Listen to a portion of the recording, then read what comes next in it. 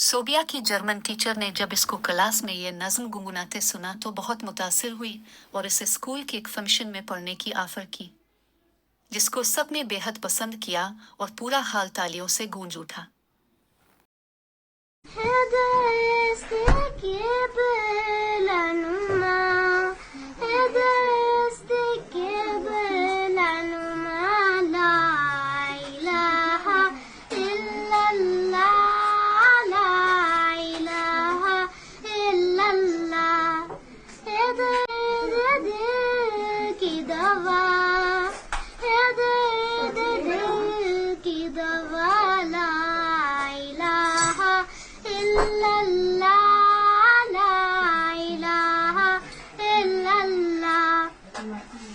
کسی کی چشم خصوص ساز نے کیا جادو، تو دل سے نکلی صدا، تو دل سے نکلی صدا، لا الہ الا اللہ، لا الہ الا اللہ۔